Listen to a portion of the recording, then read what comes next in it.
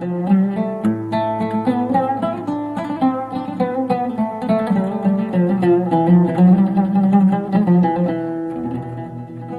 خوای بەخشندەی میهرەبان، بینەرانی عەزیز و خۆشەویست، لە ڕۆژێکی پیرۆزی هەینیدا پێتان گەشتومەتەوە بۆ پێشکەشکردنی ئەڵقەیەکی تر لە بەرنامەی بەفەڕ. بە ئومێدیەوەی خوای گەورە فەڕ و بەرەکەت و میهرەبانی ڕۆژی هەینیمان بەنسیب بکات و سوپاس و ستایشێکی شیاو بۆ خوای گەورە دەرەبڕین. درود و سڵاوات و میهرەبانی خواژە خوازین بۆ گیانی پاکی پێغەمبەری پێشەوامان صلی الله علیه وسلم کە ئەمڕی هیدایەت و خۆشبەختیی پیشانی ئێمەدا و لە پێناویشیدا زۆر ماندوو و خەستە بوو. لە مەڵقەی بەرنامەکەدا قسە لەسەر سەرنجام و دواڕۆژی زاڵمان و ستەمکارانەکەم لە ئیسلامدا و لە داهاتوودا بەتابەت لە ڕۆژی قیامەتدا کاتێکە دەگەڕێنەوە ئاستانەی خوا ئەو مەشهەد و ئەو سزایانە چین کە قورئانی پیرۆز باسی کردوون لە ڕوبەڕووبوونەوەی زاڵمان و ستەمکاران بەرامبەر بە دەسەڵاتی ڕەها و دادپەروەری ڕەهای خوای گەورە جەلە جەلالوو. بۆ مەبەستە میوانداری زۆر بەڕێز جەنابی مامۆستا شێخ بەهادین نەقشبەندی زانای ئاینیم کردووە پێکەوە قسە لەسەر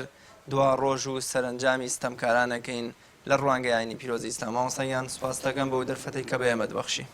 سوپاس بۆ جەنابی شەدیە خۆ بەخێر بن و مەمنون و زۆر سوپاس. زۆر سوپاس مامۆستایان. سەرەتا بە تعریفێکی زوڵم و زاڵم بکەین لە ڕوانگەی ئاینی پیرۆزی ئیسلام و پاشتر باز لە سەرنجام و دوا ڕۆژە خراپەکەشیانەکەین. بە ئومێدیەوەی ئەم بەرنامەیە ببێتەوەی کە هەر کەسێ لە ئاستی خۆی وەکو تاکە کەس تا دەسەڵاتدارێک کە ئەم میلەتەی لەژێر دەستایە بە خۆیان بچێتەوە و واز لە زوڵم و لە توخیانی خۆی بهێنێ. بەناوی خوای بەخشندەی میهرەبان، درود و سڵاو بۆ سەر گیانی پاکی پێغەمبەری ئیسلام حەزرەتی محەممەد المستەفا صلی الله تعالی علیه وسلم و سەر گیانی یار و یاوەران و شوێن کەوتوانی بەگشتی هەتا ڕۆژی دوایی. زوڵم یەکێکە لەو شتانەی کە قورئانی پیرۆز لە چەندین ئاەتە ئاماژەی پێکردەوە پێغەمبەر صلی الله علیه وسلم بە فەرموودە شیرینەکانی بۆی باس کردوین کە ستەمێکی چەند گەورەیە کە خوای تەبارەک و تەعالا باسی کردووە ئین شیرک بە زوڵم دانراوە. شیرک ئینە شیرکە لەظوڵم عەظیم، یعنی بزانە لە گوناهە گەورەکانە زوڵمکردن، لە گوناهە گەورەکانە، چونکە خوای گەورە ئەگەر ئاوا پاڵی ئەداتە پاڵ شیرک واتە هەر شتێک کە ناڕێکێکی تیابێ. زوڵم ئەوەیە هەر کارێک کە ئەیکەی وەکو بڵێ حەقی خۆی پێ نەدرێ، لە شوێنی خۆیان ئەو ئیشی کە ئیکەی داینەی کەسێک دائەنەی مەسەرەن لە پۆستێکە لە پیشەیەکە حەقی خۆی نەداوەتێ، زیاد نەداوەتێ، یان حەقی لەوە زیاتری هەیە و تۆ نەداوەتێ، ئەمەش هەر ئەبێتە زوڵم. چوە زوڵم شتێکە لەو شتانەی کە خوای پەروەردگار پێی رازی نییە، شتێکە لەوانەی کە خوای گەورە پێی رازی نییە. زۆرێک لە فەرموودەکان باسمانەوە بۆ ئەخەن پێغەمبەر صلی الله علیه وسلم لە فەرموودەکانە باسی کردووە کە خوای تەبارەک و تەعالا ئەوەندە باسی زوڵمی کردووە پێغەمبەر صلی الله علیه وسلم بۆی ڕوون کردوینەتەوە لە فەرموودەکانە خوای گەورە فەرموویەتی یا عیبادی بەندەکانی من ئینی حەڕەمت الظولم علی نەفسی، من زوڵمم لەسەر نەفسی خۆم حرام کردووە کە زوڵم نەکە. و هەروەها لەسەر ئێوەش خوای تەبارەک و تەعالا فەرموویەتی لەسەر ئێوەشم حرام کردووە زوڵم لە یەکتری مەکەن. شتێکە خوای پەروەردگار لە خۆی حرام کرد بێ بۆیە لە ڕۆژی قیامەتە ئەو مەشهەدە بینینە بەرچاوی خۆمان بیبینین. خوای تەبارەک و تەعالا لە قورئانە بۆمان باسەکە لە سەرای مەحشەرا وەکو چۆن بڵێ لافیتەیەک لە پشتسەری خەلائیقەوە هەمووی هەڵواسراوە لە سەرای مەحشەرا لا ظلم اليوم. ئێمە بەتەمای ئەو ڕۆژەی زوڵمکردن ئەمڕۆ ئیتر نییە، لە وەکو سەرزەوی نییە. ئێمە ئەمەی کە ئەیبینین لە دنیادا زوڵمکردن بڵین پیاو لە ژنەکەی، ژنەکەی لە پیاوەکەی، دراوسێ لە دراوسێکەی، کوڕ لە باوک، باوک لە کوڕ، شەریک لە شەریک. زوڵمکردن هەندێک خەڵک وا ئەزانن زوڵم تەنها کوشتنە، نا لێدان لە کابرایەکەی فەقیرە لە بەردەستە گوتو تۆ لێوەی نازانی ئەمە چ ستەمێکی گەوری تۆ ئەم لێدانە، قسەیەکی پێ ئەڵێ نازانی ئەمە ستەمێکە تۆ کردوتەها. پێغەمبەر صلی الله علیه وسلم یەکێک لە سەحابە بەڕێزەکان بە یەکێک لە سەحابەکانی تری وتووە وەکو ڕیوایەتەکە بازەکە بە بیلالی حەبەشیە پێڵێ لە کوڕی ژنە ڕەشەکە يا ابن السودة بلى پێغەمبەر صلی الله عليه وسلم ئەفەرمێ ئینەکە ئیمڕۆء فیکە جاهیلیە هێشتر تۆ ماکی جاهیلی و نەزانی تیا ماوە چۆنەوە بۆڵێ ئەمە بە زوڵم حسێبەکە پێغەمبەر صلی الله عليه وسلم تەنها ئەو قسەیە یا حەزەتی عائیشە باسی سەفیەکەن بە پەنجەی ئاوا ئیشارەتێکەکە ئەڵێ سەفیە ئەو بچکۆلەیە بنەمامەکە بە کوردەواری خۆمان پێغەمبەر صلی الله عليه وسلم فەرمووی قسەیەکت کردو ئەگەر تێکەڵی دەریاکانی دنیای بکەیت بۆگەنیەکە یعنی ئەمەش هەر زوڵمە خەڵک وا ئەزانێت زوڵم تەنها بریتە لە پیاو کوشتن نا زوڵم بریتە لە پیاو کوشتن بریتە لە ماڵ خواردنی خەڵک بریتە لە لێدانی خەڵک بریتە لە تانە و تەشاردان لە خەڵک بریتە لە ئەزیێدانی دڵی خەڵک لە مشکاندنی دڵی خەڵک لە شعوری خەڵک ئەو ئەمانە هەمووی ئەکەونە بابی زوڵمەوە زوڵم بابێکی فراوان و گەورەیە خۆی تەبارەک و تەعالا لە چەندین ئاەتا باسی کردووە زوڵم چۆنە قورئان پیرۆزە فەرمی ئین الله لا يحب الظالمین زاڵمەکانی خۆش ناوێت ئیتر ئەم زاڵمە ئەگەر حەزیەکە شەو ڕۆژی لەسەر بەرماڵ بەسەر شەو ڕۆژ لە خزمەتی قورئان نابێ مادەم زاڵمە خی گەورە خۆشی ناوێ مادەم زاڵمە بۆیە زوڵم بابێکی زۆر فراوان و گەورەیە ئەگەر باسی لێوە بکەیت ئێمە لەوانەیە زۆربەمان تیا بە هەڵە چوو بین لەوەی کە ئەڵێ من باشم من زاڵم نییە زۆر کەس وا خۆی حسێبەکە نازانێت زوڵمکردن بە تەنها لە پیا کوشتنانی قورئانیش فەرمێ ولو يؤاخذ الله الناس بظلم ما ترك عليها من دابة يعني بەستەوەیە دابەیەکی بچووکە قەرار بێ خوا هەر کەس زوڵمێ بکی کرد بیباتەوە بیگرێ و لە ناوی بەرێەوە سەرزەوی دابەیەکی تا نامێت کەس لە ئەسڵ خۆمانەوە زاڵمین لەبەرەوە ئەم زوڵمە کە ئێستاکی ئێمە هەنجارێ خۆی تەبارەک و تەعالا پیامبەر صلی الله علیه و سلم فەرمێ لە حەدیثە خۆی تەبارەک و تەعالا زاڵمەکان ئەگرێ زاڵمەکان ئەگرێ بەڵام مەجاریان ئەداتێ مەسجد ماوەیەکیان بۆ دیاری ئەکا یان ماوەیەک بۆیان ئەڕەسەیە ڕۆن دڵەویان بۆ شلەکە بە ئارەزوو خۆی چێکە ئەیکا هەتا ئەو کاتێک کە خوا ویستی لەسەرە بیگرێ کە گرتیشی پیامبەر صلی الله علیه و سلم فەرمێ لەم یفلیتو کە بەری نایە دڵەوەکە شلەکە ئەم کابرا تا چەندێک ئەڕوا لەکەیە ئەگەڕێتەوە چۆن ئەگەڕێتەوە بیرێک ئەکاتەوە کەمە زۆر جار بیر لە قیامەتی خۆمان ناکەینەوە خۆ ئەگەر زاڵم بیر لە ڕۆژی قیامەتی خۆی کاتەوە بیر لەوە کاتەوە چێتە حوزوری خۆی تەبارەک و تەعالا لە دنیادا زوڵم ناکە زوڵم لە چۆلەکەیەک ناکە ئەخە پێغەمبەر صلی الله علیه و سلم فەرمێ لە ڕۆژی قیامەتا چۆلەکە پاساریەک هەر چۆلەکە پاساری تۆ لە دوورەوە دەمانچەیەکی پێوەنێ فیشێکی پێوەنێ ساچمەیەکی پێوەنێ بۆ چێژی خۆت بۆ ئارەزوو کاراڵی بزانێت دەستم ڕاستە تاقیەکەیتەوە چۆن لێم لە ڕۆژی قیامەتە دەستی قاتڵەکەی ئەگرەی بە بەلای خوا لەخوا ئەمە بەبێ ئەوەی سوود لە گۆشتەکەم ببینێ ئەگە گۆشتەکەی خوا ڕێگەی پێدراوە دەستی ئەگرێ خوا ئەمە منی کوژ بەبێ ئەوەی سوود خوێنە لە دنیا ئێمە بیر لەمانە ناکەینەوە بەڵام خۆی تەبارەک و تەعالا زوڵمەکە من جارێک ئەگەر نمونەیەک بۆ جەنابەت بێنمەوە پیاوێک شۆن و ناوەکە نەبم باشە لە چلەی جستانە بەفر ئەباری وەکو ئێستاش نەبوو ئەو ساڵانی زوو چۆلەکە پاساری جگەنی چۆلەکە پاساری دیارە لە دەرودەشتا دەوڵودانی خەڵکە خوا بە تایبەتی بۆ مەرەزا لە کاتی مەرەزا زەرەر ئەگا لە خەڵک ئەوەنێ ڕق لە چۆلەکە پاساری بوو گرتووی لە چلەی جستانە پەڕ و پۆلی پێوە نێڵا بوو بەس باڵەکانی ماوە لە ناو کۆمەڵی خەڵکی زۆرە پەڕۆیەکی درێژێ ناو بەسووی بە قاچیەوە نەوتی کردووە پەڕۆکە ئاگرێکی پێوە نابوو بەریە ئاگرەکە و دەودە بە دوای ئەم بە پەڕۆکەوە کشێ لە هەواش بە تایبەتی بار لێە ڕۆی لە ناو هەموو ئەو شوێنەی کە خەڵکەکەی تیاژیا و دێ چوون نووسا بە گوێسانەی ماڵی کابرا حەج چۆن ئەو گوێسانەکەی ماڵی خوانە بە پەلە بەفریاکەن چوون کوژیانەوە خۆی تەبارەک و تەعالا زوڵم قبوڵ ناکە ئەم پیاوە کە خوا ئەمەی لەگەڵا کرد وەکو بڵێ تەنبیهێک و ئاگادارکردنەوەیەک بوو ئەمە زوڵمە تۆ ئەیکەی لەم بێدەسەڵاتە جارە تۆ ئەگەر دەسەڵاتت هەبوو ئەو کاتە ئەبێ بیری ئەوە هەبێ لە کاتی دەسەڵاتە زوڵم نەکەی چونکە ئینسان لە کاتی دەسەڵاتە زوڵمەکە لە بێدەسەڵاتیە هیچمان پێ ناکرێ ها زۆر جار لە بێدەسەڵاتیا و کوردی خۆمان ئەڵێ ڕێوی دەمینێ گەشتە هەنجیرەی و تاڵە زۆر بەمان باسی زوڵم ئەەکەی زۆر بەمان بەڵام هێشتر خۆمان نەگەژنێتە ئاس و مەنسەب و پلەپایەک کە بتوانین زوڵم لە خەڵکی لەوانەیە ئێمەژەکە دەستمانکاتەوە پلەپایە هەروەکو خەڵکی زۆر جار مرۆڤ عەقڵی خۆی یا چای بەسیرەتی خۆی ئەزانێ ڕاست و چەپی خۆی جیا بکاتەوە مەبەستمەوەیە لەگەڵەوەشدا کە ئەزانێ بۆونە کوشتن دزی خیانەت ئەم شتانە قێزەبوون و ناشرین لەگەڵ فیترەتی مرۆڤە ناگونجێن بەڵام لەگەڵەوەشدا قورئانی پیرۆز و فەرمودەکانی پێغەمبەری پێشەوامان صلی الله علیه وسلم وەکو کەتەلۆکێک وەکو ڕێنیشاندەرێک وان بۆ مرۆڤ ئەی مرۆڤ ئەگەر تۆ ئەم ڕێگەیەت گرت ئەوە بەرەو خۆشنودی و ڕەزامەندی خواچی و ئەگەر ئەم ڕێگەیەت گرت بەرەو سزا و عەزیەت و ناڕەحەتیەکانی دۆزەخ هەنگاوەڵێنی تۆ پێم خۆشە بزانم سەرنجامی ستەمکاران چییە هەر لە تاکێکەوە تا سەرۆکی وڵات و تا کاربەدەستێکی گەورە ئەگەر زاڵم بوو چ مەسیر و چه سەرنجامێکیەیە دیارە زاڵمەکان خۆی تەبارەک و تەعالا لە قورئانی پیرۆزدا ئاماژەی پێ کردووە بەڵام ئەو مەسیر و ئەم سەرنجامی زاڵمانە ئەبێ ئینسان خۆی تەبارەک و تەعالا هیدایەتی با و بیر و باوەڕی قایم بێ بۆ ڕۆژە تۆزە لێرە خۆی گێڕێتەوە وەیلا ئەوەی کە ئێستا بۆمان بازەکرێ لەوانەیە کۆمەڵێ خەڵک هەبنەکە بۆشیان بازکەی وەکو بڵێ گاڵتەیان بۆ وەزەکە بێ ئەینا خۆی تەبارەک و تەعالا لە قورئانی پیرۆزە کە باسی کردو خوا زاڵمەکانی خۆش ناوێ والله لا يهدي القوم الظالمين هدايتيان نارين ويان ناكا يعني كاريان بباشي لبن ناروا للا خلق ناشرين بن هروها خوي تبارك وتعالى باسمان بو أكا أو كساني كظالمن للروجي قيامتها خوي تبارك وتعالى شتيكي بو دياري كردون شتيكي بو دياري كردون كاللواني بلم خلائقي تر شمولي أو زور نكان بقى شيطاني عليه اللعنة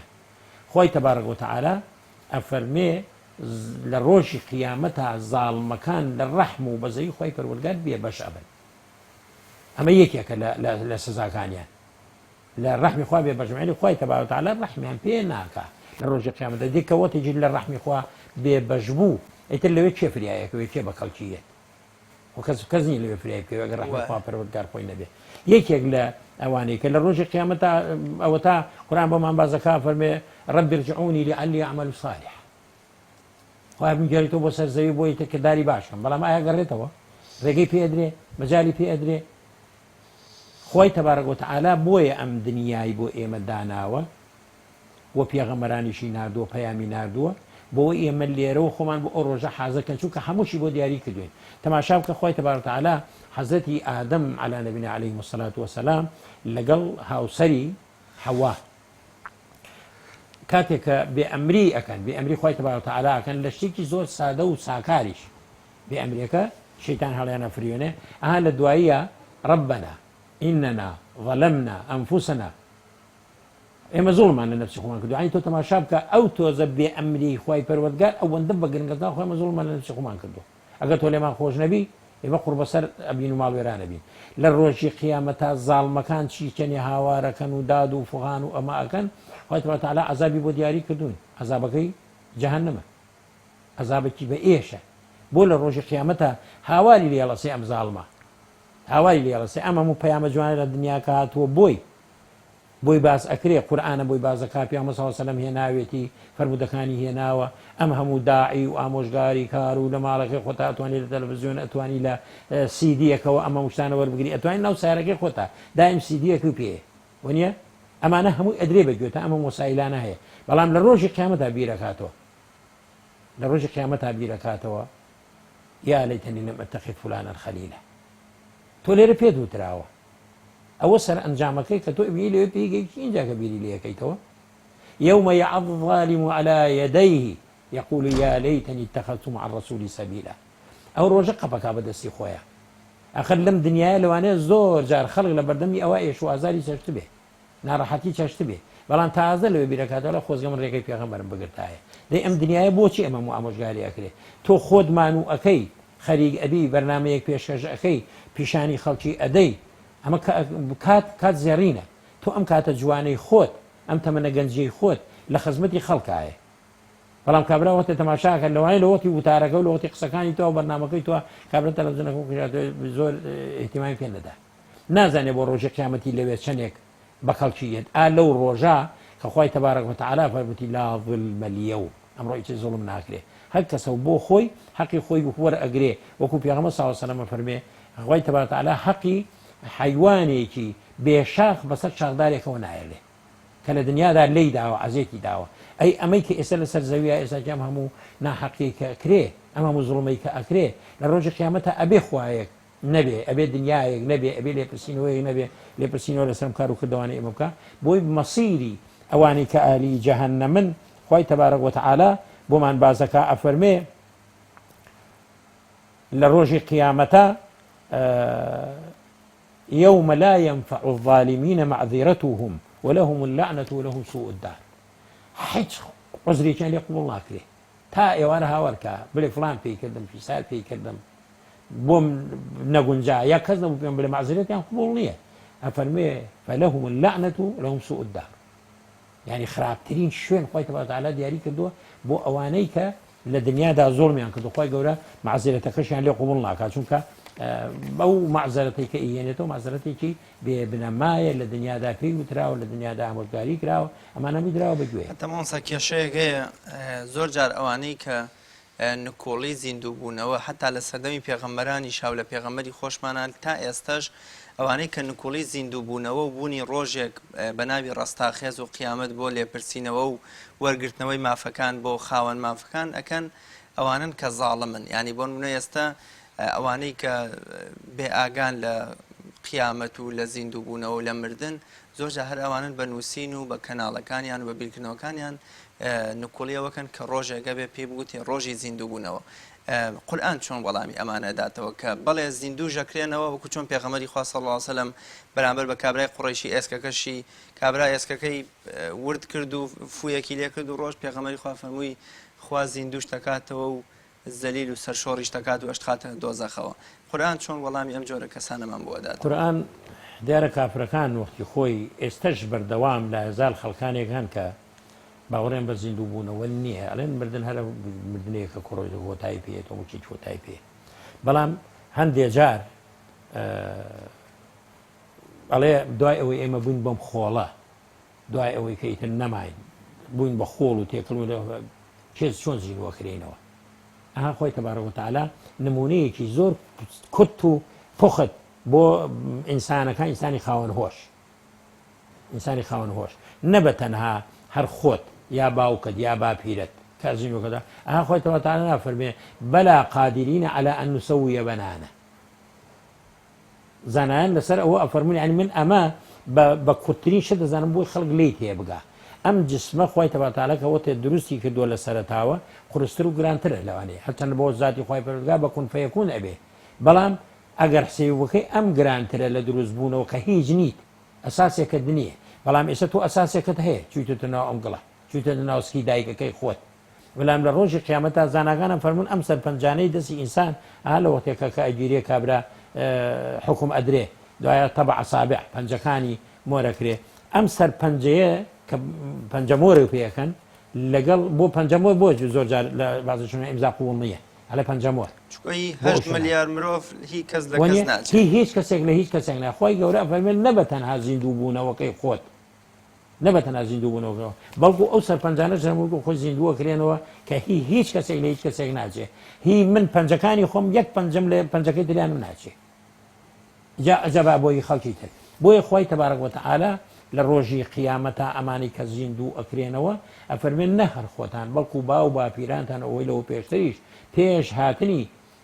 ئیسلامیش کە ئێستا پێغەمبەر صلی الله علیه و سلم باسیەکە ئەمانە هەموویان خۆی تەبارەک وتەعالا ئەفەرمێ زیندووتانەکەینەوە و لێپرسینەوەشتان لەگەڵاکەین لەسەر کار و کردەوەکانتان ورد و درشت ئەو کاتە ئیتر ئەگەر بیرکاتەوە لەو ڕۆژەی کە هاواری لێبەرزە بێتەوە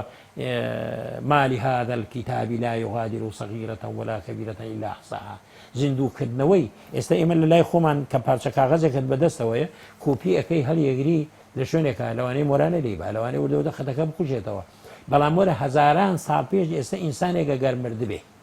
هەزاران ساڵ پێش ئێستا لە ڕۆژی قیامەتە خۆی گەورە کە زوونیەکەتەوە ئەمالەکەی خۆی لەگەڵایەتی ئەم فۆتۆکۆپی لەگەڵای خۆی تەبارەک وتەعالا نافەرمێ ئەم کابرا سەری سوڕەمێنێ مالی هذا الكتاب لا يغادر صغيرة ولا كبيرة إلا أحصاها خۆی تەبارەک وتەعالا ئەفەرمێ هذا كتابنا ينطق عليكم بالحق كنا نستنسخ ما كنتم تعملون ئەمە نامەیەکە لەلایەن خۆی پەروەردگارەوە ڕاستیەکانتان لەسەر ئەڵێ حەقەکان ئەڵێ هیچ شتێک شاراوە نییە هەموو شتەکانتان لەسەر باز ئەکا هەموو شتەکانتان هێنێتەوە بەرچاوی خۆتان ئەوەی تۆ لە بیرت چوەتەوە تۆ بە خەیاڵتان نایە لای ئێمە هەمووی تۆمار کراوە ماوەتەوە لەبەرەوە بەڵگە بەدەست ئەو خەڵکانەوە مەگە هەروەکو بڕوبیانێکی دنیایی ئەینا خۆی تەبارەک وتەعالا هەمومان زیندوو ئەکاتەوە لە چەندین ئاەتە خۆی تەبارەک وتەعالا باسی زیندوو بوونەی ئینسانەکانەکە بۆچیش زیندومانەکاتەوە بۆ لێپرسینەوە عەدالەتی خوایی لەوێ دەرئەکەوێ کێ چاکی کردووە کێ خراپی کردو بە مسخاڵە زەڕە خوای تبارەک وتعالە زۆر باش پاداشتەکانمانەدا. ڕۆژێ عەلی عیزەت بیگۆڤیز ڕەحمەتی خوای لێوێ کە یەکەم سەرۆک کۆماری موسڵمانی بۆسنەوەرسکە دەچێتە مزگەوتەوە بۆ نوێژی هەینی سەیرەکە مزگەوت جمەی دێ بەڵام خەڵکەکە کە دەبینن سەرۆک کۆماراتوە خۆیان دڕ بە ڕیزەکانە دەن تا ئاگاتە بەردەم مەلاکە و دەڵێ بە میکرۆفۆنەکەی لێوەرگێ مایکەکەی لێوەرەگرێڵێ ئێوە خۆتان بەدەستی خۆتان زاڵم دروزەکە من هاتم ویستم وەکوێوە دانیشم بەڵام ئێوە حەستان کە من بچمە پێشەوە و ببمە زاڵمێ بەسەرتانەوە ئەگەر قەرار بێ من زوڵم بکەم مەبەستم ئەوەیە کاتێکە مرۆڤێک فیترەتێکی پاکی هەیە و بەرنمەیەکی جوانیشی پێ بووە بۆ ئیدارەدانی وڵات و خێزانەکەی بەڵام بێدەنگی خەڵک بێدەنگی جەماوەرد چەپڵە لێدانی جەماوەرد پەنجە بە مرەکەباکردنی جەماوەڕ وای لەیەکا ببێتە زاڵم نەوتی خەڵک بخوا خەڵک بکوژێ زیندانەکان زیاد بکە ئازادی ڕادەربڕی نێڵێ ئەو کاتە مەبەستمەوەی هەر خۆی هەڵگری زۆڵ مستەمەکەیەتی یام خەڵکەش کە بۆی بوونەتە پەیژە و بەسەریا پەڕیوەتەوە بۆەوەی بگاتە لووتکەی زۆڵم و زاڵمێتی خۆی لە ڕاستیە ئەمە ساڵم ئینسانەکان خۆیان بۆ خۆیان دروستیەکەن پێگەێن و گەورەیەکەن ڕاستە نمونەیە ئەرستان بکەم لە کاتی خۆی کەریمخانی زەن کە ناوی هەیە لە تاریخا بەڵێ پاشایەکی کوردی و سەردەما ئەڵێ ڕۆژێک پیاوێک بە گریان هاو بۆ لای نزیکیان کردیان قوربان ئەم پیاوە تقریبەنەوە بۆ مانگێک زیاوە بێ هەر خەریکی گریانە و قسە ناکە و هەر ئەگری و هەر ئەگری و هەر ئەگری ئەمیش زۆری پرسیالێکە جوابی بنە بەرێ گریاوتی بی بەنداینە تا گریانەکەی نامێکە گریانەکەی نەما بیان بۆلام با بزانم چی لە قەوماوە کە گریانەکەی نیشتەوە هاوردیان و تاکوتی کابرا بۆ چی ئەگریت وتی قوربان من هەر لە دایک بووم بە زگماکی چاوم کوێر بووە هەر بە زگماکی لە دایک بووم چاوم کوێر بووە وتی ئێ وتی چوومە سەر قەبری باوکی تۆ کەریمخانی زەن چوومە سەر قەبری باوکی تۆ دوعای بۆ کردم لای خوا چاوم چا بۆتەوە ئێستا لە خۆشیە هەر ئەگریم ئیتر من بوومەتە خزمەکاریەوە بوومەتە خزمەکاری بۆ هاتووم بۆ لای جەنابەت کە ئیتر من خزمەکاری تۆ بکەم باوکە چاویمنی چا کردەوە قەرێ مادوو قەردووە وتیان قوربان چی لێکەوتی چاوەکانی وەکو خۆی کوێرکەنەوە یا قوربان بۆ چاوی کرد ئەومەتی باوکت دەکاڵێ باوکو پیاوێکی وا باش بووە وا ساڵا بوو چوومە سەر قەبرەکەی دوعای بۆ کردم و چاوم چاک بۆتەوە ئێستا تۆ بۆ چاوی کوێرەکە دوی درۆوە کامە من تا ئێستا نەزانم قەبری باوکی خۆم لەکوێیە باوکی من هەر دز بوو خەریکی دزی بوو ئێستا مەوێ گەورەیەکە ئەگەر ڕێگە بووین ئەمانە لێمان نزیک ببنەوە ئێمە ئەبینە فیرعون بەسەرەوە خەڵکەوە ئەگەر ڕێگە بێ ئەمانە بۆ لێسەی خۆیان بۆ نانە چەورەی خۆیان حەجیز ناڵێ فڵانەکە دەڵێ ئەڵێ کورە جاتەوە خۆی نا باوکی پیاوی چاک بوو هەر لەگەڵ دەمە کردەوە ئەڵێم بە عایلە تێکەڵ بووم لەگەڵ ئەمانە وابوون ئێمە خۆمان بۆ خۆمان وەکو بڵێ ئەم دیکتاتۆر و فیرعون و ئەمانە هەمووی خەڵک دروستی کردو ئەوە ئەشۆ بیلای بۆ ئەکێشن ئەوە ئەن بە چەپی ملیانە ئەوە لە قوربان تۆ پیاوی باشی ئێمە خۆمان زاڵمان دروست نمونە زۆرن ئەگەر ئێمە بۆ خۆمان باسی بکەین ئەگەر شیاو بێ و جائیز بێ بۆ مەقامەکە و بۆ ئەم شوێنە ئێمە لەم ڕۆژە پیرۆزاکە باسی ئەو شتەکەین لە سەردەمانێکە ئەڵێ کابرایەکی خەڵکی لادێ بەڵام بۆ مۆعیزە وەرگرتنەوەکو بڵێ بۆ عیبرەت وەرگرتن شتەکە بڵێ باشە هەرچەندە لەوانەیە زۆری نیش نەبێ ئەڵێ کابرای بارێکی پێ بوو ئەها بۆ شار بارەکەی تەڕە بوو ترێ تەماتەیە هەنجیرە هەرچیەکە خۆم بمێنێتەوە لە ناو سەبەتەوە بەچینە شتا زۆر بمێنێتەوە خەسارە بێ بە تەنیا بارەشە گوێدرێژێکی پێیە گوێدرێژەکەی ناڕوە لە ڕێگا لە قەراجادەکان هەرچی تەرسەقولێ شتێک ببینێ بۆنی پێوەکالوو دەکاتە ئاسمان و ناڕوە کابراڵێ ئەگەراوە بڕۆ ئەم بارە بێ بە زەرەر بەسەرنەوە پێشی گوێدرێژەکەی یەکەوێ هەرچی ئەو بۆنی پێوەکە لە قەراجادە لە ناوجادە لەم بەرجادە و بەرجادە خۆی کاتۆی کەتە ناو توورەکەی گوێدرێژەکەی ئاخر لەوە ڕووسەکەی تایە هەتا ڕاتە شا بارەکەی فرۆشەوێتەوە لە حەوشا گوێدرێژەکە بەڵاکە و ژنی لادێش خوان عادەتیان وایە ئەوانە سنووت وڵاقەکە توورەکەکەن بەسەریەوە ئاوی بۆ دانێن و خزمەتی پیاوەکەی کە سعادێ سعاتونی هەرە یەت و ئەڕوە سیرەکە ئەم حیوانە نالەوەڕێ سەرنانێتە عەرزەکە تا دەمێتە ناو توورەکە دوایی بە پیاوەکەی پیاوەکە و گوێدرێژە شتێکێتی ئابدەیەکی نەبوو بەخوا چوومە دەشار و هاتوومە تۆ ئەیبی نەبوو دەی ئەڵێ شتێکی ئەڵێ بەچی ئازانە لە نالەوەڕێ دوای سەعاتونی دوو سەعات سێرەکە پڕێتە سەقف هاتۆتی خوا بگرێ خواخۆ سواریە بی باری لێنێ ئێوە ماڵە دراوسە ئیشی پێەکەن منەوە مەزانی ئەمە پڕە لە کاوجۆ وتی ئەی بۆ ئافرەتی تیاوتی تەسەقلی تایە دەوتی ئافرەت قەسەم بەخواچی خۆی حەزی لێ نەکرد بێ بۆم تێ نەکردووە خۆی حەزی لێ کردووە ئێمە وەکو عام نەکە بە تەنها ئێمە بە عام دیکتاتۆری خۆمان دروستێکن خۆمان حەزمان لەیەکی وەکو جەنابەت فەرموود تەماشاکەی لە کاتی هەڵبژاردنە شەڕی لەسەرەکەی چەند نەها جار بیسمان لە خەڵک وتی وەڵام زەلامی وها بۆی وەڵامی شەش دەنگم ماوە لێرە دەنگێکم ماوە چوومەتە بەکرەجۆ دەنگێکم ماوە چوومەتە ئابەت دەنگێکم ماوە گەڕاوە بەسەر شوێنەکانە دەنیا تا وای لێهات ئەم تاغوت و ملهوڕانە دروست باوکی خۆشی بە برسێتی ئەمری سەری نابێتەوە نەچوە سەرێکی لێ بە ئەم زۆر شەش مەکتەبی سلێمانیەکە بۆی دەنگ زۆرێک لەوانە خەڵک هەبووە لە توی بەتانیە نەخۆشیانەوە لە توی بەتانیا چمکەکانی هەڵگرتو بە دوو کەس بە سێ کەس بردویانە لێ دەنگیان پیاوە شەڕێنسا ئێستش گلەیەکە دەڵێ وەڵا واکرا ئەمەکرا ئەمەکرا ئەمە خۆمان پەروەردەمان کردوون خی تەبارەت عەلا زوڵم لە کەس ناکە هەڵبژاردەی خۆمان هەڵمان بژاردووە هەموو نەکەر ئێمە سەر ئەرز ئەمڕۆ بوو دوێنێ بجۆم لە قسەیەکی مۆرسیەوە بوو بەڕەحمەت بێت لە حاڵی حیاتی خۆیە ئەم قسەی ئەکا بۆ جەماوەرێکی زۆر داواکە لە دەسەڵاتدارەکان لا تقتلوا أسود أوطانكم بلدكم شتێکی ئاوا بازەکە بۆچی چونکە ئەفەرمێ لە دوای ئەوە تەأکلونەکم کلاب ئاعدائکم پیاو چاکەکانی خۆتان شێرەکانی خۆتان مەکوژن لە ناویان مەبەن دوای سەگی دوژنەکانتان خوا میلەتی ئێمەش ئەمڕۆ وای لێ هاتووە ئەگەر تەماشای ئەم وەزع زروف بکەی پیاو نەماوە کە قسەی بڕوە کە قسەی بۆ بکرێ کە خەمی خەڵک بخوا سوڵتە و دەسەڵات بەدەست کۆمەڵی خەڵکەوەیە هەرچی خەم بێ لە دڵیانانیە هەرچی ترس بێ لە دڵیانانیە هەرچی ناوی خوا بێت و تا ئێستا گوێر لێ بووە ڕۆژە لە ڕۆژانێکە باسێکی خوا بکە بیسمیلای بکە لە شوێنێکە کە قسە بۆ خەڵکەکە بۆ کۆمەڵی خەڵکی مسلمان کاتێکی کە ئێمە دەم ئەەکەینەوە هەمومان ئەڵێن سەی 95 خەڵکەی ئێمە مسلمانە دەی مسلمانەکە ئێمە ئێستش بەم حاڵە ئەم وەزع بەسەر ئێستا بەسەر ئێمە هاتووە میلەتی کوردی ئێمە ئەوە شەش مانگە معاشێک دراوە تا عەزا بەرەو پێشتی ئەڕوا ئەگە بکرێ بە دوو معاش لەگەڵ ئەوەشە معاشەکەش کەم بکرێتەوە خەڵک لە یەکە خەڵک گەڵێ موچەکەم خەڵک گەڵێ نانەکەم خەڵک گەڵێ کرێ پاسم پێ نییە کرێ ئاوم پێ نییە پارەی کارەبان پێ نییە بەڵام بەیانی هەڵبژاردن بکرێتەوە وەکو ڕۆژە جارانی پێشووتر ڕاکەنەوە چنە بەردەمی کورسی مێزی دەنگدانەکە و لێوێ لەسەر بەردەمی سنووقی دەنگدانەکە دەنگ بە کێ ئەدا بەوەی کە لەوە پێشتر ئێمە زۆرمان بینیوە خەڵکانێک هەبوو من جارێک باسم کرد بەڵێ جارێک باسم کرد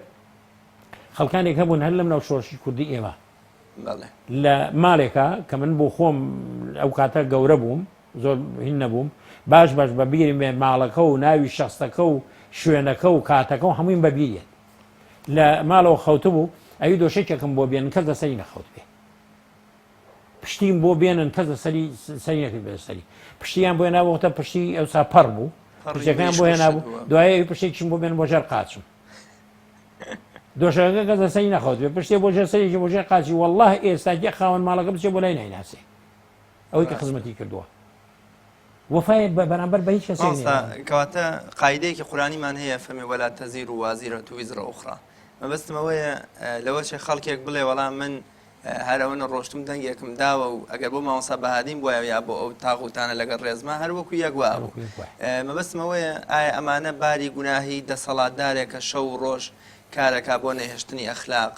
ئابووریان وڵاتی دار و خاندووە گەندەڵی گەشتۆتە بینە قاقەی کوشتن و بڕ و جیابوونەوەی خێزان بووەتە سیمای ئەم کۆمەڵگەیە ئایا ئەم خەڵکە ڕەشە ئەم ڕەشە خەڵکە باری گوناهی دەسەڵاتدارەکان کە خۆیان دروستیان کردوون هەڵەگرێ بەڵێ قورئانی پیرۆز کە فەرمێ وەلا تەزیر وازیرەة ویزر ئوخرى کەس تاوانی کەس هەڵناگرێ بە مەرجێک من شەریک نەبم تایە بە هیچ جۆرێک نمونەیەکە شێخ حەسەنی بەسری ڕەزا و ڕەحمەتی خوای لێبێ کابرای چوو بە لای پرسیارێکە باسی زاڵمە کرا وتی قوربان من خەیاتم جل بۆ عەسکەریە دوورم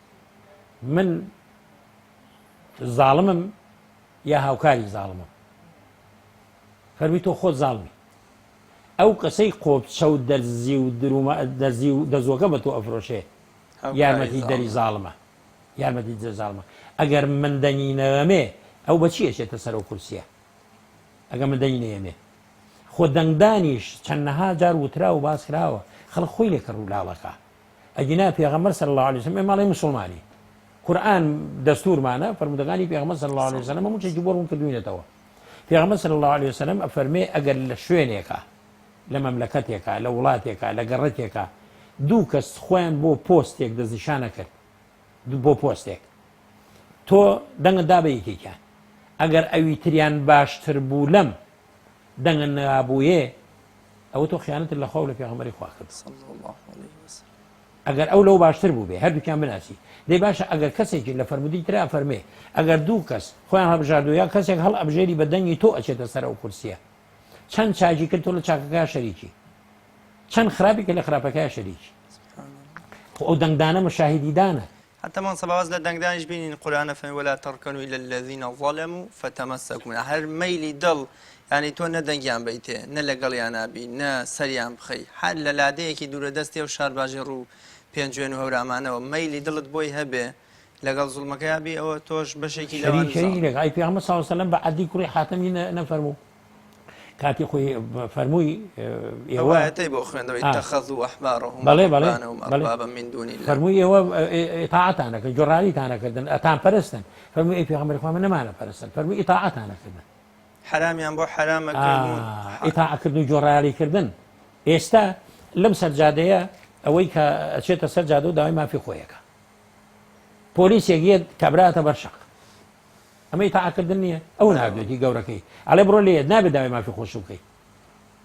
وەکو من موچەی بڕاوە وەکو من زوڵمی لێکراوە وەکو من لەوانەیە کرێکی بێ وەکو من لەوانەیە ژیانی وەکو جیای من خۆش نەبێ کەچی ئیطاعی ئەوەکە ئەو فەرموویەتی بڕۆ شەقیت یاڵا شەق لە مامۆستاکەی هەڵا مامۆستاکەی کە پەروەردەی کردو پێگەیان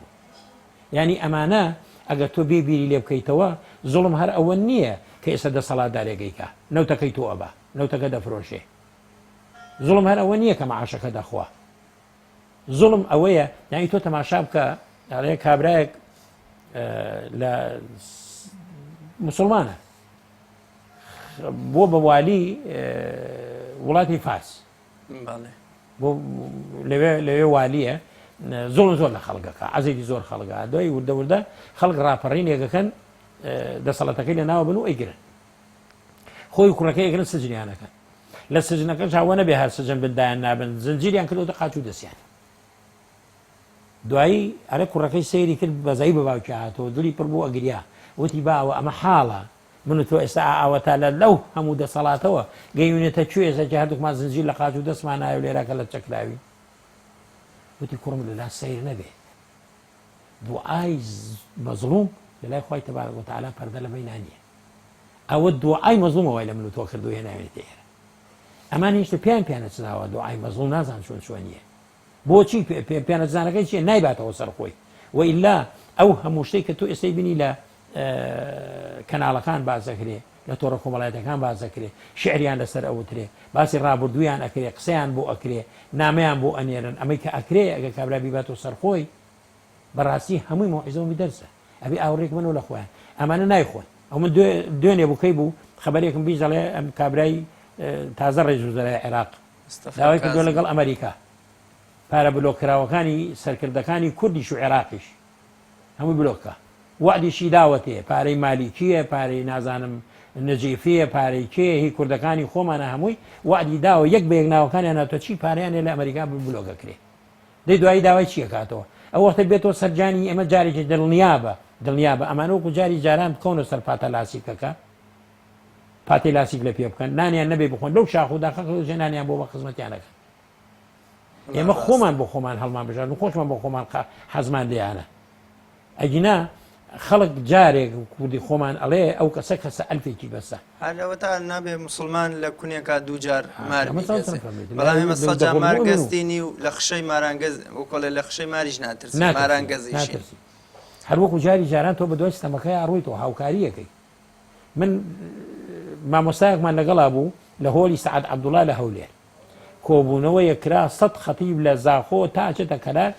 100 خەتیب بە ناو دیاری کراون لە وەزارەتەوە منێکە لەو 100 خەتیبە من لێ کۆمەڵی قسەمان کرد مامۆستایەک هەڵساوەتە سەر پێ خەڵکی ئەو دەبەرەی ئەو لابوو ئەڵێ ڕوبەڕووی سەرۆکی حکوومەت و جێگرەکەی ئەڵێ ئێوە زۆر باشن لەگەڵ ئێمە هەر کەسە شکری ئێوە نەکا شکری خوۆش ناکە ئەوەی ئێوە بۆ ئێمەتان تۆ کەس بۆ کەسی نەکردووە ئەمە وای لێ ئەکا گەیشتۆتە ئەو پلە و پایاڵێ دەبخوایشتم هیچم نەکردووە خی گەورە کردی لەسەر ئەو پەقادرمانەی هۆڵی سعد عەبدوڵڵا ئەم مامۆستایە بە جبە و مێزەرەوە بۆک باگردن تلیکەیتۆ پەقادرمە بە قادرمە حتا هاتە ساحە خوارەوە کەسێک نەبوو دەسی جااتی ڕاستی کات وەرخوا لێ پێین وە من ئێستش دڵنیام ئەگەر ئەم خەڵکە بە خۆیان نەچێتەوە خۆستا ئەمە خۆی تەبارەت و تەعالا ئەمەی تووشی ئێمە کردووە ئێمە خۆمان شانمان هەڵەیەگرێ خۆمان قابیلمانە لەخوا زوڵم لە کەس ناکە بەخوا ئێمە ڕووکەینەوە خوا خۆی تەبارەت و تەعالا نافەرمێ ئین الله لا یغیر ما بقوم حتى يغيروا ما بأنفسهم ئەبێ ئێمە خۆمان بگۆڕین ئێمە خۆمان بگۆڕین ئێستا ئالە ماوەی پێشەوە باسی بن دیوارەکان تازە فتوای لەسەر دراوە وایە حرامە بنەک من هەموو کەسێک بۆ خۆی نازانێ ئەم بن دیوارەکە سەما عاژوو بەرەگرێ ئەگەر ڕاست ئەوێ ئەم حکوومەتە ئەو پارەی کە هەیەتی من و تۆ هەمومان وەکو یەک شەریکین نەبە تەنها بڵێ بن دیوارەکان بەزەمان بە عەدالەت سەرفی ناکەن پێغەمبەر صلی الله عليه وسلم فەرمێ سێ شت لە هەر وڵاتێکا بێ لەسەر ئەرزە سێ شت هەموو کەس وەکو یەکتیا شەریکن هەموو کەس فەقیرێک دەوڵەمەندێک پاشایەک گەدایەک شوانێک کرێکارێک هەمووی وەکو هەبێ یەکێک لەوانە پێغەمبەر صلی الله عليه وسلم بۆمان باسەکە ئەلکەلە پاوەن لەو شاخ و داخانە ئەڵێ قاغی مالی فلانە کەسەوە قاغی مالی فلانە کەسە ئەو سەوزایی کە تیا ڕواوە دار و درەخت و پوشەکە خوا کردە و خۆڕسکە دروست بووە ئەمە هیچ کەس نییە کابرا دەستی بەسەراگرتەوە بە زوڵم ئەڵێ وەڵام پاوانی منە ئەمە لە باو باپیرۆم بۆ ماوەتەوە ئەمە هەموو کەس وەکو یەکتیا شەریکن لەبێ بچە حیوانی تیا بلەوە ڕێنە بچێ داری لێ بکە دووهەمینیان ئاو بەمەرجێگەم کابرایە بیری ئاو بە خۆی بە پارەی خۆی هەڵی نەکەن بێ کارێز نەبێت لە شوێنێکی دوورەوە هێنابێتی ئاوێک لە شوێنێکە هەڵ ئەقوڵێ کابرا بیکە بە مڵکی خۆی بێ خۆمە ئەمە هەموو کەس وەکو یەکتیا شەریکە و هەروەها فەرموویەتی ئاگر بە عیبارەتی ئەمڕۆ ئەبێ ئەم نەوت و غاز و بەنزینەی ژێر ئەرزە کە ئێمە لە ژێرمان هەمووی گاز و نەوت و بەنزینە بەڵام لە چلەی هاوینیشە گلەیمانە کرد ئێمە کاتی خۆی ئەمان وڵات سەدام زاڵم بوو زوڵمی یەکرد بەڵام لەگەڵ ئەوەشە بەرمیلێ نەوت لە وڵاتی ئێمە نەگەشتە 7 دینار هاوین و زستان وەکو یەک سار بوو لە شاخ بووی تایە و لە لادێ بووی تا لە دەشت بووی تا لە چۆنێک وەکو یەک پێدەگەی بایعی ئەدای تێبایعی گوێزانی تیا بوو شخارتەی تیا بوو دۆشاوی تەماتەی تیا بوو شتێک نەبوو بڵێ وەڵایی نەبێ ئێستا ئەوەتێک کەوتۆ دەدەست ئەمانەی خۆمان بە چەند مانگجارێک یا برنجە یا تۆزێ شەکرە یا ئەمڕۆنە زەیتەکەیە ئەویش هەمووی زۆربەی زۆری گۆڕاوە و پرۆفێلیتیاکێ زۆر باش مامۆستا پێم خۆشە ئەوەندەی کاتی بەرنامەکەم ماوە باز لەو مەشهەدە قورئانیە قیامەتیانە بکەین کە ئیدی دوایەوەی کە سەرنجامی زاڵمان خوای گەورە نامەی ڕەشی ئەعمالی خۆیان بەدەستی چەپیان تەسلیمەکاتەوە بزانین لە قیامەتە لە دۆزەخە چۆن خوای گەورە یان بۆونە بەرەو دۆزەخ بەڕێەکرێن و مەلایکەتەکان گورزی کاریگەر و کوشندەیان تێسرەبێنن لە ڕاستیە من پێم خۆشە ئەو ئاەتە قورئانیە بۆ خۆشمان و بۆ مسلمانانی تێژەوەی کە گوێی لێمانە ئاگامان لێبێ خەڵکێک هەیە ئێستا لایزال بیلەوە ئەکاتەوە ئەڵێ بەخوا ئەم زاڵمانە بعضێک ئەڵێن العیاذ بالله قسەکان مەگەر خوا دەرەقەتیان بێ بعضێکی تر ئەڵەیە کورە بەخوا لە قیامەتی شار ئەوان لە پێشەوە بن لە قیامەتی شار ئەوان لە پێشەوە بن ئەمانە دەلای چونە پاکیان ناکەوێت بەڵام خۆی تەبارەک وتەعالا لە قورئانی پیرۆزە ئەفەرمێ ولا تحسبن الله غافلا عما يعمل الظالمون قەت گومانتان وانە بێت تەسەوری ئەوە نەکەن وا بیر نەکەنەوە کە خوای پەروەردگار بێ ئاگا بێ و غافڵ بێ لەوەی ئەم زاڵمانە لەسەر ئەرزایکەن مەجالەکەی داونێت لە غاوەکەی بۆ شل کردوون وەکو ئەسب سوارێک کە سواری ئەسپەکەی ئەبێ لە غاوەکەی چەندێ بۆ بگری ئەو هێواژە بێتەوە کە لە غاوەکەت بۆ شلکردن ئەڕوا سەر هەڵەگرێ و ئەڕوا خی تەبارەک وتەعالا فەرمێ وا مەزانن ئێمە غافڵینی و ئاگامان لێ نییە بەڵام ئەفەرمێ ئینەما یؤەخرهم لیەوم تەشخەص فیه الأبصار بۆ ڕۆژێکمان هەڵگرتووە کە چاوەکان تیا ئابڵەغا بن چاوەکان تیا مهطعین مقنعی رؤوسهم لا يرتد إليهم طرفهم وأفئدتهم هواء لەو ڕۆژە چاوەکانیان ئەبڵەغ ئەبێ ئەم لاولای خوانە بێ چاویان ناتروکێ ئەخر نەخۆشیە ئەو ئەگەکە زۆر جارجێت لای دوکتۆر قوڵمان وەڵای من بینێکە چاو بین بۆ چاو تروکانم نییە ئەم چاو تروکانە مجارێکە چاو دەتروکێ غەسلێکی ناو چاو دەکات چاوت پاکەکاتەوە لە ڕۆژی قیامەت هاوای نێ چاویان بەرەو ئاسمان شۆڕ نابێتەوە دڵیان خاڵیە حەدائیم و دەرهەم بێتاقەت لە زۆر لە ڕۆژی قیامەتە خۆی تەبارەک و تەعالە ئەوە نەبێ ڕێز تەماشایانەکە ئەمانە لە عەزابێکی بە ئێشە لە ڕۆژی قیامەتە باوەڕ بفەرموو ئەی لە ڕۆژی قیامەتە ئەوەی کە ئەهلی بەهەشتە خۆی تەبارەک و تەعالە ئەمەی کردووە لەگەڵمانە بۆ ئەهلی بەهەشت پەردە نامێنێ لەبەرە تۆ ئەیبینیتەوە لەو دیوە لەو دیو ئەی تۆ لە ناو بەهەشتە ئەو لە ناو جەهەنەمە چاوت لێیەتی ئەیبینی چۆن خوای گەورە هەروەکو چۆن لە دنیادا قورئان بۆمان باس دەکا کاتی قارون خوای تەبارەک و تەعالە کە غەزەبی لێگرت بە ماڵ و سەروەتەکەی زانایان ئەفەرموون قارون بە تەنها هەر ئەوەنە نەبوو کە خوای گەورە بە ماڵ و سەروەتەکەی بردە ناو ناخی عەرزەوە چۆنی بردە ناو ناخی عەرزەوە ماڵ و سەروەت و سامانی هەمووی یەکە لە ئاستی خۆی وردەوردە لە عەرزەکە ڕۆژتە خوارە بە ناخی عەرزەکەەوەم زەق تەماشایەکردن خۆی لە ناو نەچوو خۆی مابوو ئەمانەی چووە ناو عەرزەکە گرتووی مەجای ڕۆشتنی نییە بە چاوی خۆی ئەیبینێ چۆن دەسەڵاتەکەی چۆن ماڵەکەی چۆن سەروەتەکەی چۆن هەمووی بە ناخی ئەرزە ئەچێتە خوارەوە لەبەر چاوی خۆی بە چاوی خۆی ئەیبینێ ئەمە ئێشە لە ڕۆژی قیامەتیشە خوای تەبارەک و تەعالە قورئان بۆمان باس دەکا قیل اخسئوا بێدەنگ بن بەدەمیانە با قسە نەکەن ولا تکەلیمون بێدەنگ بن قسە نەکەن ئەمە چ نیعمەتێکە خوای گەورە ئەگەر ئێمە خۆ ڕەحمان پێ بکا بە ئیمانەوە بڕۆین و بچینە ناو بەهەشت و ئەم هەموو داخ و حەسرەتەی کە ئێستا لە دنیادا ئێمە ئەیچێژین ئەیبینی بە بەردەم تا ئەڕوا بە پارەی تۆ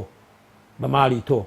بە نەوت و غازی تۆ لەسەر ژیانی تۆ لەسەر کەرامەتی تۆ لەسەر خوێنی ئەم هەموو خەڵکەی کە لە ئەبوو غرێب و لە هەیەی کەرکووک و لە مووسڵ و لە چۆ ئیدام کرا ئێستا چێت جام سیارە جام ڕەشەکانی بە بەردەمی تۆ ئەڕوا لە دوور تۆزرتی چاوت دێ هۆڕنی بۆ لێبە یە بەگژادا دەبەزێ کەرامەتیش داشرینە دەکا عیبدارە دەکا لە سەری ناڕاناوەستێ لە سەری بەنزینە ڕاناوەستێ هەموو شتێکی بۆ فەراهەمهێنراوە تۆ لەوێ ئەوەختە هەمووی ئەبینیتەوە خوای گەورە چۆن لەوێ قڕوقەپیان پێ ئەکا و بێدەنگ بن و قسە نەکەن و هیچتان بۆ نییە قسە بکەن و مەلائیکەتیان مەلائیکە یەضریبونە وجوههم وأدبارهم بە تێ هەڵان و بە شەقەیان بن بۆ ناو جەهەنەم ئەمانە هەمووی خۆی لە ڕۆژی قیامەتە خوای تەبارەک و تەعالە پیشانی داون پیشانیان ئەوە هەموومان بە چاوی خۆمان ئەبینی ئەگەر خوای گەورە ڕەحمان پێ بکا ئێمە بە ئیمان بڕۆین لەم دنیادا ئێمە فرسەتی ئەوە بێنین فرسەتی زێڕینی لە بەردەستمانە تەئیدی نەکەی پشتیوانی لێ نەکەی نەچی چەکی بۆڵە بگری من بۆ خۆم قەناعەتی خۆم وایە ئێمە ئەتوانین لێرە لە هەندێک شت هەیە خۆمان دوور بگری بۆ ئەوێ لەوێ شەرمەزار نەبی بۆ لێ شەرمەزار نەبی لای خوای تەبارەک و تەعالە چونکە خوای تەبارەک و تەعالە ورد و دێژی کردارەکان پرسیارمان لێکە ئەی لەو ڕۆژا بڵێ لەقەد ئەضەلەنی ئەوە گومڕای کردم بڵێ مەسەی لێ شێوانم ئەی ئەم پەیامەم بۆ ناردی ئەی ئەم قورئانە بۆ هاتووە ئەی تۆ خۆن دەدەزای ئێمە زۆر جار ئەبینین ئەڵێ وەڵا کابرا فەقیرە سوزانە نەخوێنەوارە ئێمە هەمانە خاوەن شەهادەیە چەند دکتۆرای هەیە بەڵام لەگەڵەوەش ئەشەوبیلای ناهاقی بۆ کێشە تەئیدیەکە خۆ جۆمان لێ کابراڵێ وڵی لە جەژنا میوانە چێ بۆ ماڵی لەبەرەوەی شوێنەکەی بچکۆلێ هاتۆ دەرەوە بەژۆزی خەڵکە یعنی ئەم خۆ هەڵخەڵەتاندنە لە ڕۆژی قیامەت ئەمە لێ قبوڵەکەن لا تعتذروا لا تعتذروا لقد كفرتم بعد إيمانكم ئێمە ئەیبینین لەم ڕۆژانە جملەیەتی ئەڵێ یەکی کەنەڵێ تەنانەت ئێمە سەرکردایەتی کورد هەمووی هەولێ تەنانەت یەک بست ناڵم تورکیا بێتە ناو خەڵکەکەی بەسیشی تۆ هیچ نەما ئێمە لەم ژیانی دنیانەما هەولی ئەو بن بەم درۆیانە هەڵ نەخەڵەتێ ئەو شەهادە و دکتۆراشی هەیە مەبەزەوەیە ئینسان کە چاوی عەقڵی لەدەستدا پەیوەندی بە شەهادە و دەوڵەمەندی فەقیری ئەوە نییە هیواش هەیە کارتی مۆبایل لە فرۆشیاڵی خۆیان نامێن پارەی حرام کەم بە ماڵی قورگی ماڵ و مناڵەکەن خۆی تەبارەک و تەعالە نافەرمێ ئەمانە هەمویان وەسفیانەکە فلهم قلوب لا يفقهون بها ولهم آذان لا يسمعون بها ولهم أعين لا يبصرون بها چاوی هەیە گوێی هەیە خوێنەواری هەیە هەموو شتەکانە بینێ بەڵام ئەڵێ عەقڵم نایبڕێ ئەمە زۆر باش مامۆستاگیان خۆی گەورە جەزای بەخێری تۆ بداتەوە ئیشەڵا لە پێڕ و چینی ستەمکاران نەبین خۆی گەورە ئینشەڵا بمان خاتە ڕیزی بۆ خوا سوڵحەوانی خۆی و ئینشەڵا کۆتاییش بە زوڵم و کاریگەری ستەم و ستەمکاری بێنن لە وڵاتی خۆمانە و خەڵک بەمووی بە دادپەروەری و بە عەدالەت و بە خۆشی و بە ئەوینەوە بژی من زۆر سوپاسی بەڕێز دەکەم خۆی گەورە لێت ڕازی بێ مامۆستاگیان وەڵە بینەرانی عەزیز و خۆشەویست بەم شێوەیەش کۆتاییم بە ئەڵلقەی ئەم جارەمان لە بەرنمەکەیەنا کە قسەکردن بوو لەسەر ئاسەوار و کاریگەری خراپەکانی ستەم و ستەمکاری وە سەرنجام و پاشە ڕۆژی ستەمکاران کاتێککە بە بچووکی دەچنەوە بەردەم دەسەڵاتی ڕەها و دادپەروەری ڕایخوا